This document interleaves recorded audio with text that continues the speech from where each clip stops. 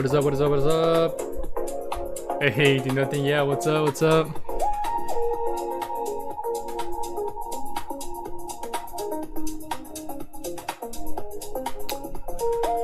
All right.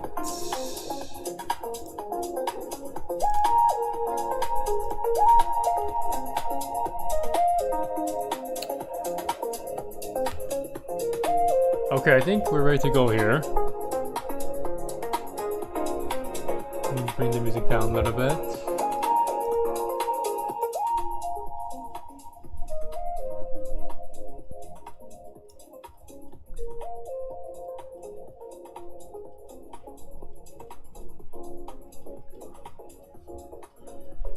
Alright, well, hopefully people are getting their notifications here. And so we shall begin. We shall begin, y'all. Alright, so tonight I am going to go over a trade idea from this week's CFO trade report. And it's on ticker symbol ALAB, or Astera Labs. This is a very significant, very critical part of the overall AI complex infrastructure regarding semiconductors, right? They're the powerhouses of the AI industry and the burgeoning, very quickly burgeoning industry of AI, artificial intelligence. So I really want to go into ALAB here tonight because, well, first of all, technically it looked great, and fundamentally the growth metrics on this company is absolutely amazing. Okay, so let's first begin with the technical analysis for ALAB. I've been kind of doing these single ticker streams for the last couple of streams, as a matter of fact.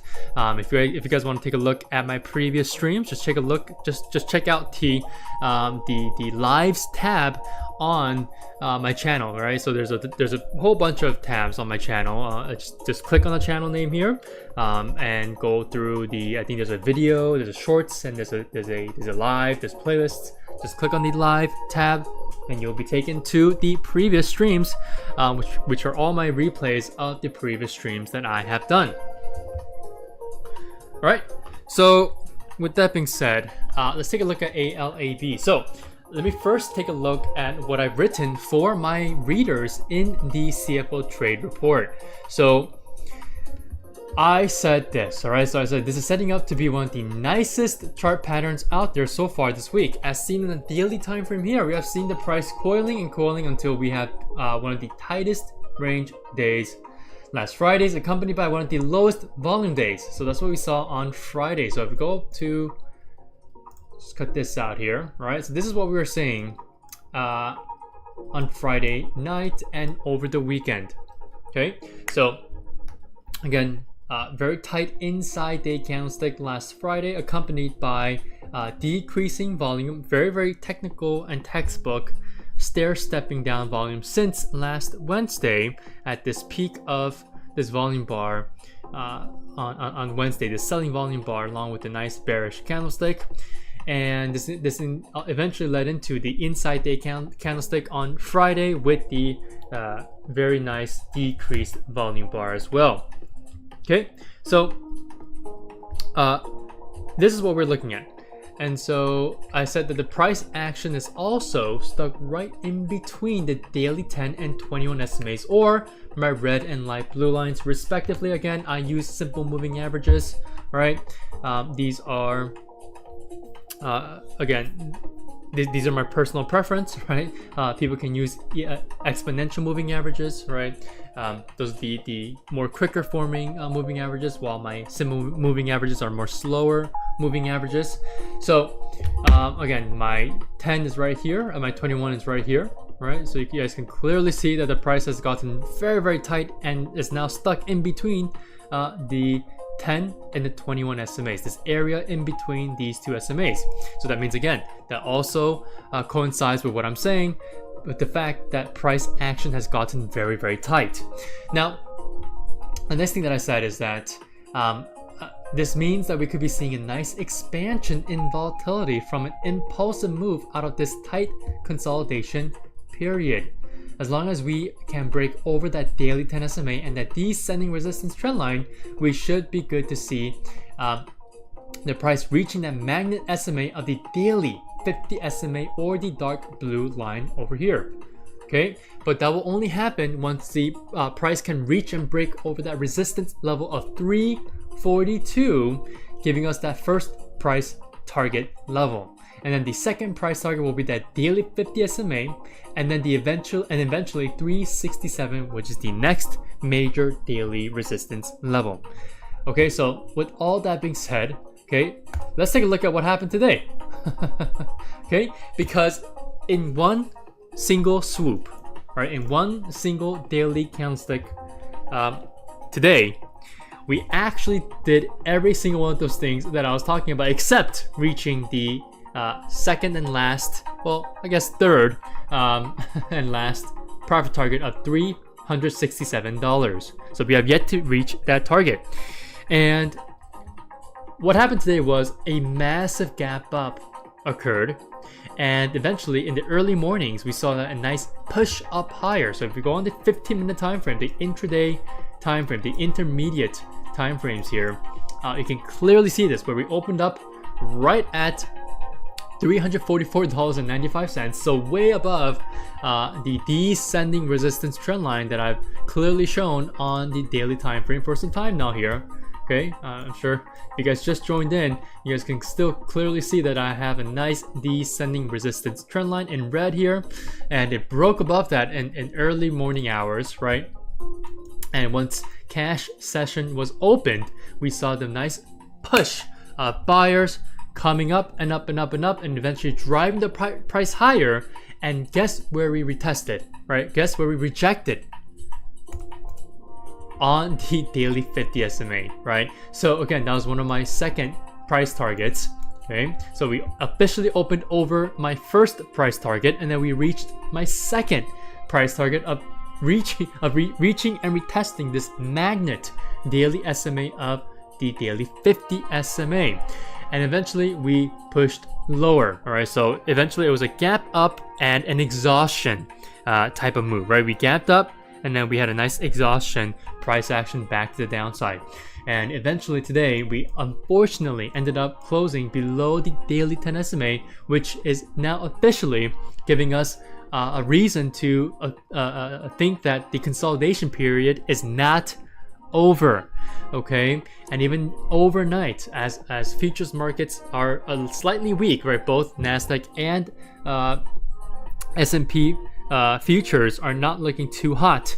ALAB is being affected by that price action, and right now, even in the overnight price action, the price is respecting the daily 21 SMA by kind of hanging around where the daily 21 SMA closed today, which is at $312.44, so $312.44. So again, price action will always follow my moving averages here, no matter if I'm using the SMAs or the EMAs, and the overnight trading hours here are a clear example of this, a very nice shining example of how price can always move within the ranges that form from moving averages. Okay, so with my simple moving averages, it seems like the price will continue to cooperate with how my daily 10 and daily 21 SMAs are moving, which is the reason why I think, hey, what's up guys, hello. Okay, so which is the reason why I think that we are right back to the consolidation period that we've been stuck in for 1, 2, 3, 4, 5, 6, 7, 8, 9 specific trading days here. Okay, so we have 5 and 4 here, right? We just want to split it quickly, right? 5 trading days and 4 trading days here. Okay, so that also means though, the fact that we have rejected at the daily 50 SMA and we've come right back below the descending resistance trend line, that clearly states that this may have been, right, the early overnight action from last night and in early morning hours today in pre-market. It was creating a nice bull trap for any bidders, right? Any buyers once the cash session was open, and that's exactly what happened, right? Buyers got in too early, they got too excited right after market open, they pushed the price up higher, and eventually they got washed out as the price rejected the daily 50 SMA and eventually broke below this major resistance level, which is again our first, well, it was supposed to be our first profit target at 342, right? This whole number level on the daily time frame. And so sellers came rushing in, and momentum eventually went to the downside and closed very bearishly, which eventually again is the reason why we're seeing a gap down in overnight trading hours as well. So this is not really looking too ideal for the buyers here so far, even though we are looking for a potential comeback for ALAB. But let's actually go to the higher time frames, the secondary and primary trend, right? So if you take a look at the weekly time frame here, right, this is our secondary trend. It seems like we are still very much in an uptrend, right? We're still in that nice primary long-term uptrend, right, since last year and even 2 years ago, back in 2024, since its inception, right, since its IPO here. So nice base since its IPO, and eventually we had a nice breakout in 2025 where our primary trend, the overall time frame that looks over the months and years of a stock, we're looking at a very, very nice uptrend, and the primary trend is still intact. But currently, the secondary trend is currently showing some consolidation, right? We're starting to see a little bit of a potential distribution phase.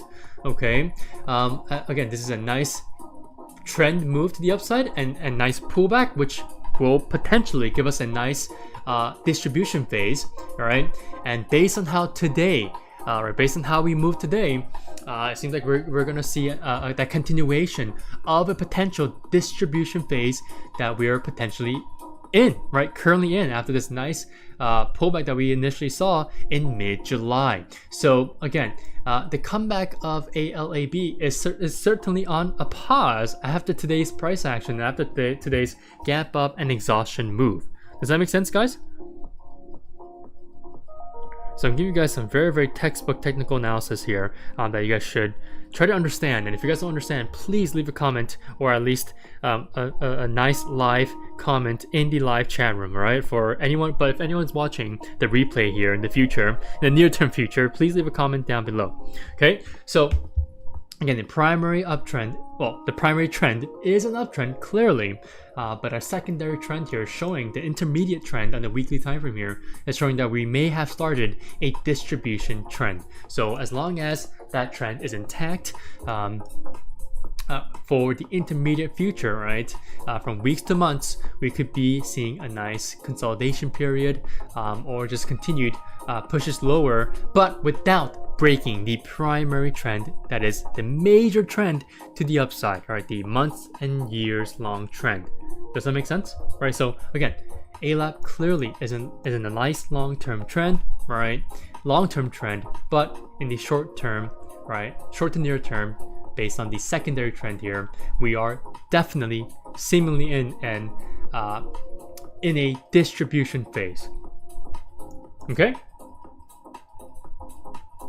All right. So, you know, I really hope to see on the weekly time frame here, I really hope to see the 310 support being held tomorrow, especially if we decide to open up near there. I mean, even overnight, I think the overnight low was around 310. So we're certainly holding this level, which also happens to coincide, right, on the daily time frame, the daily 21 SMA. So there's a lot of a convergence here that we can go off of tomorrow based on how ALAB decides to react off of this level and the daily 21 SMA at the cash session. So you know, I don't have too much faith so far, just because of the fact that we have a nice bearish candlestick here, nice reversal back to the downside after a nice bull trap early in the morning, which eventually led into some heavy selling momentum that, again, persisted into the close, and we saw a very nice massive volume up day as well too for sellers, right?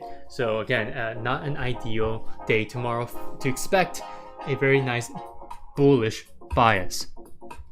Okay, now let's get into the fundamentals. All right, so ALAB here is definitely something to be looking out for, especially as an AI leader, well, AI semiconductor leader.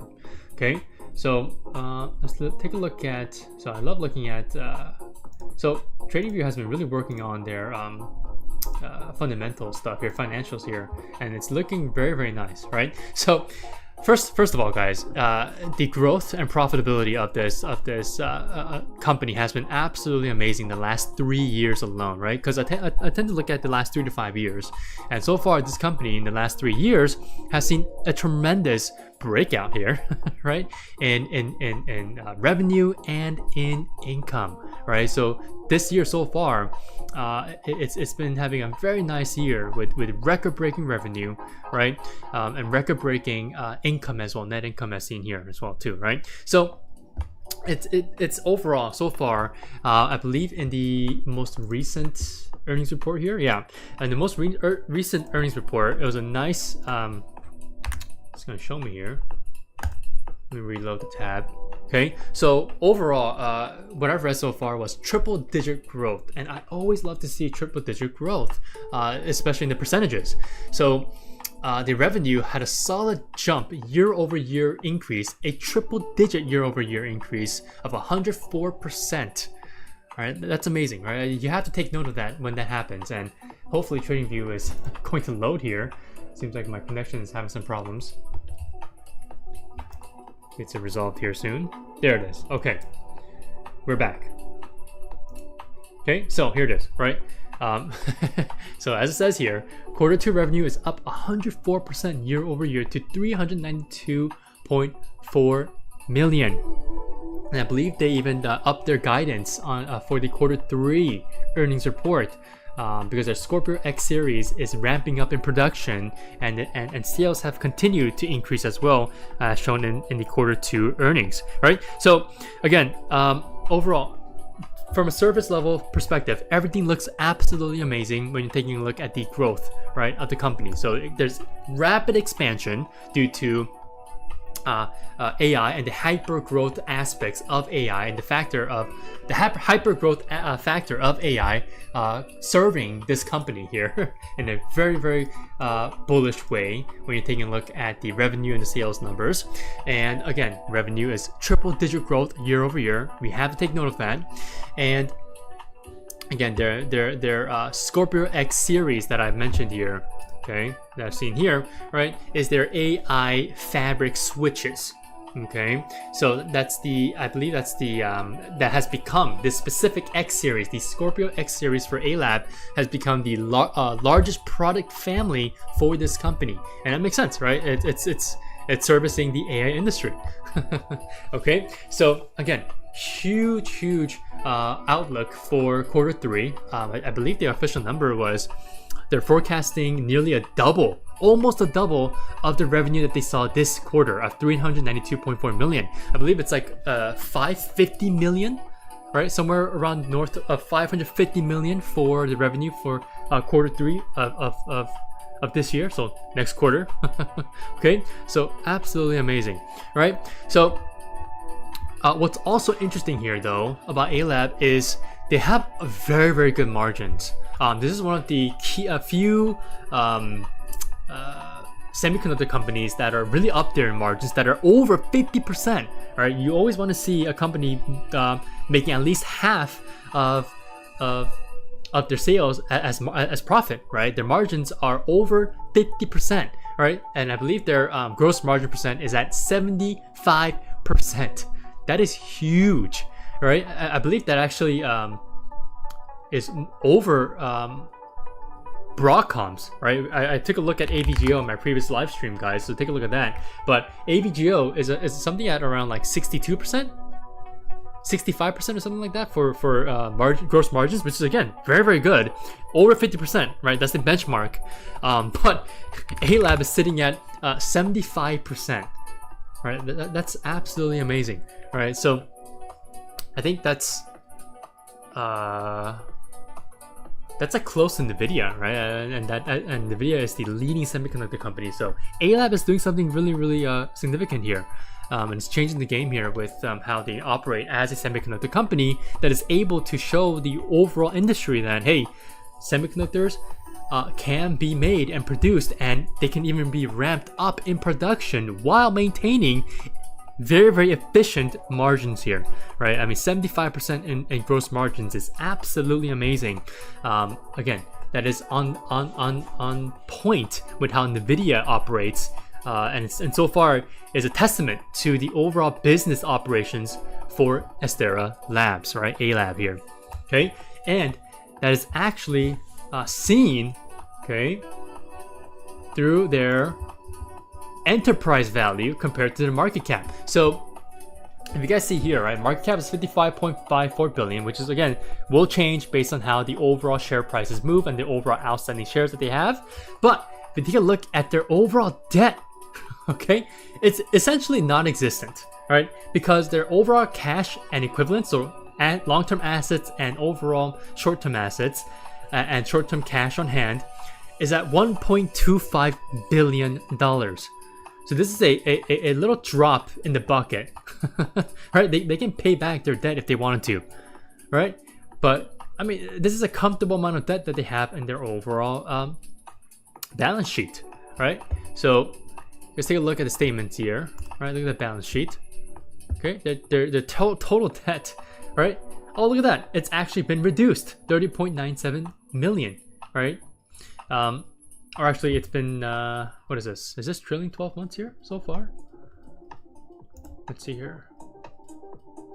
Oh, no. Okay, I see. I was looking at the annual here. So it has increased, right?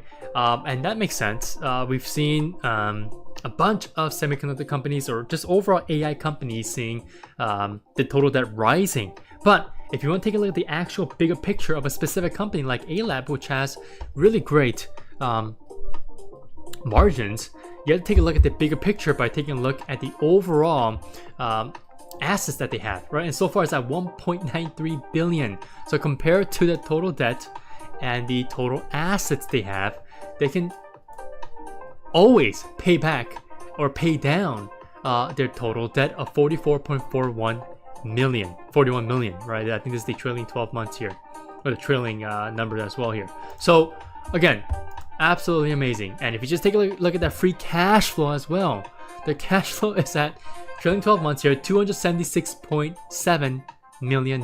And they can just use, right, if you guys don't know what the free cash flow here is, right,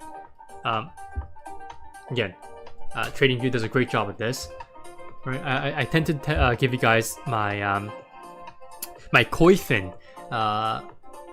fundamentals here, that website, but I kind of want to show you guys what TradingView does as well here, right? I mean, they do show some very good values here and statistics here, especially with the financials on the actual desktop platform itself. So again, so free cash flow signals a company's ability to pay debts and dividends, repurchase shares, and contribute to business growth. And guess what? They can pay their entire debt just based off of their free cash flow alone, right? It's 276.7 million. So again, they're very, very financially sound as a company. Okay. Now, what's also interesting here, okay, is that you know, their enterprise value is obviously taking into account of their overall debt, and again, it's a small drop in the overall bucket, okay? And the enterprise value, again, that's the EV here, is at 54.34 billion, okay? And it just simply signifies that this company has very, very little net debt, right? And we know this, right? I've just shown you guys the numbers here.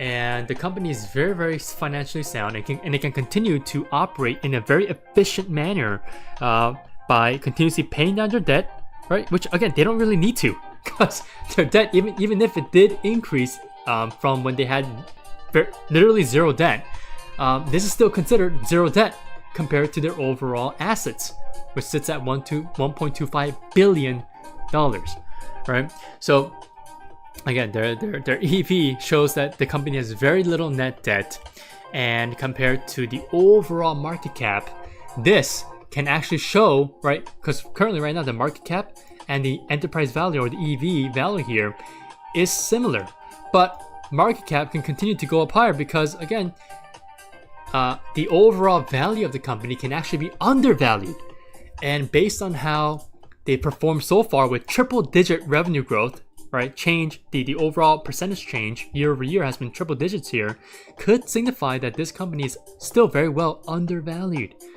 All right, and it will make sense if the market cap continues to increase in the long-term future and move away from the overall enterprise value in the near-term future as well. Does that make sense? Right? Again, absolutely amazing growth here. This is really amazing. All right, so as a company, ALAB is doing it very, very well, and it could be in the likes of how NVIDIA performs as well too financially, right? And how they operate as a business.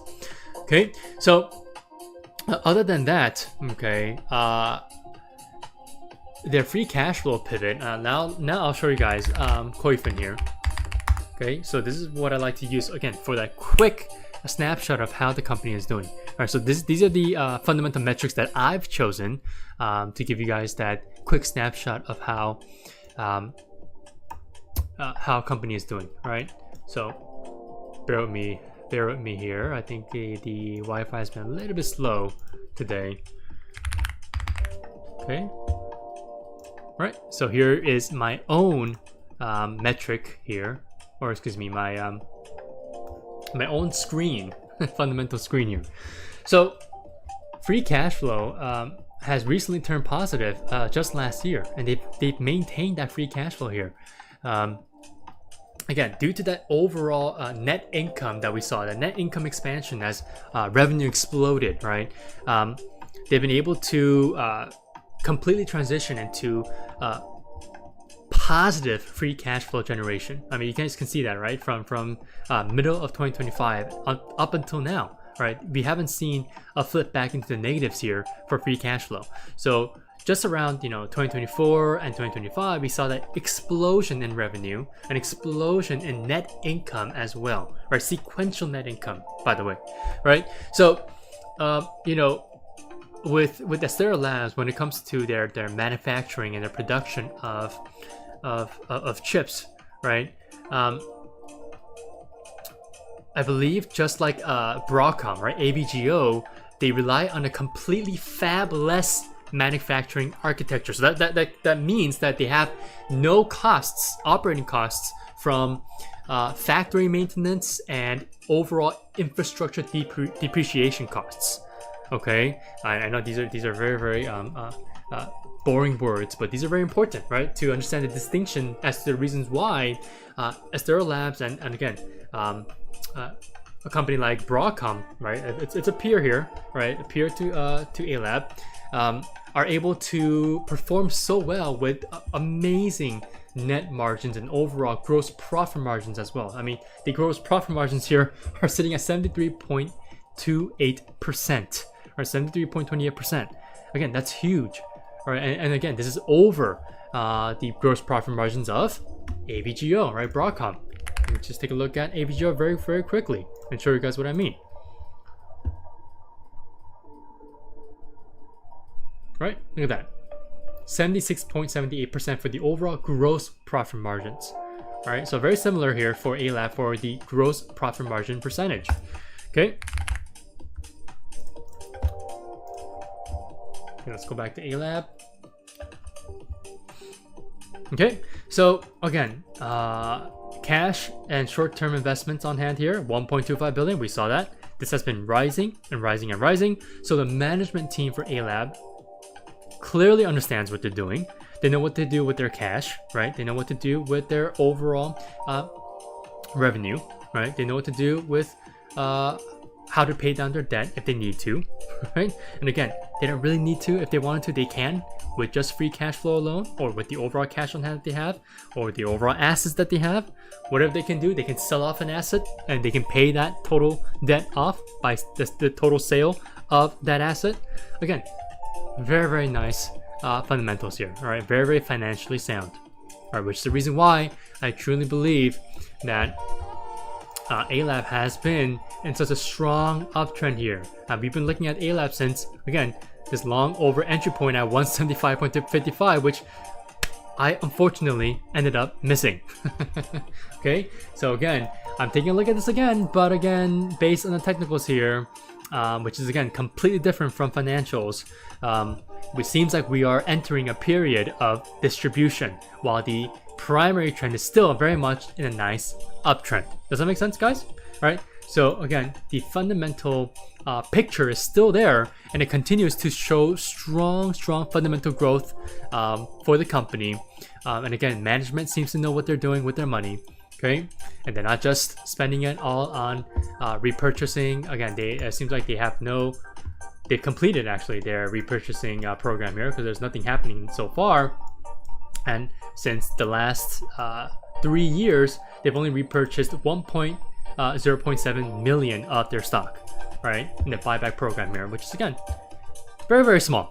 And it seems like the overall compensation for management seems to be relatively okay, right? Especially if they're able to have a very nice cash pile like this, right, while having a very small amount in total debt. All right, so let's hope that in the near-term future this continues, right? It seems like they will, as they've really given a very nice outlook and guidance for the next immediate quarter, right, in the third quarter. So yeah, so ALAB technically and fundamentally looks very strong for the longer term future. Does that make sense?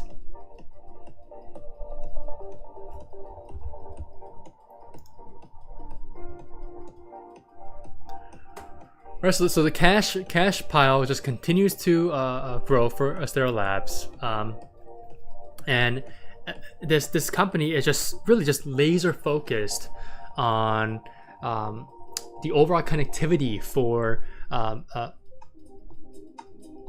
AI hyperscalers, right? And they've become really just an industry leader when it comes to the connectivity bottlenecks that the overall AI industry has faced in the past, I think the past 2 years or so, or maybe 1.5 to 2 years so far, if I'm not mistaken about that, the entire story about connectivity bottlenecks and issues. So Astera Labs have really just stepped in and really become the solution for such connectivity demands and bottlenecks that this entire AI industry has faced. So again, this company has that huge, wide economic, technological moat when it comes to the connectivity issues that the overall AI industry has faced. Does that make sense? Right? If you guys are always wondering what ALAB does, or what every other or any other popular semiconductor company does, especially when it's really focused and leading the charge in the AI industry.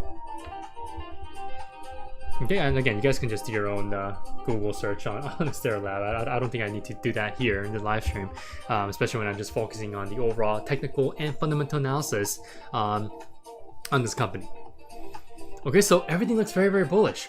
But again, fundamentally, everything looks bullish, but technically, based on my general understanding of technical analysis, we are again in a very nice primary uptrend, but the secondary trend here clearly shows that we're in for a longer term distribution phase that will most likely turn into another trending phase where we will be potentially seeing another move lower before we go back into an accumulation phase, which will bring about a resumption of the original primary long-term trend back to the upside. Does that make sense, guys? So the growth story, the hyper-growth story, as a matter of fact, for ALAB has not changed due to its fundamentals and the absolutely amazing growth of Astera Labs in the last 2 years, right? Or I would say the last 3 years, since the actual numbers began to show up around late 2023, and eventually all of 2024, we start to see the foundations of the overall growth that this company was deciding to have as they really hyper-focused and laser-focused on the AI play that was at hand around 2024. Again, ChatGPT and overall OpenAI and just overall the AI hype began around 2023 anyways, right? So this company began to really focus on that around mid-2024, and we started to see the reflection of their efforts around late 2024 and all of 2025, and obviously all of 2026 so far, and share prices have completely reflected that just at the start of this year too. Okay, and I believe this entire rally here was showcasing the fact that there has been a huge bottleneck with connectivity when it came to, I think they call it the rack scale AI clusters for data centers or hyperscalers. I think so. Let me make sure I got that right. I'm not really too well versed with the terms here, so I think so. I just said rack scale AI. Yeah, rack scale AI clusters. Yeah, so that's the entire physical server rack as a single unified, massively parallel computer rather than a collection of individual servers. So this company is essentially fixing the bottlenecks of connectivity issues, right? Or the bottleneck of connectivity, right? So.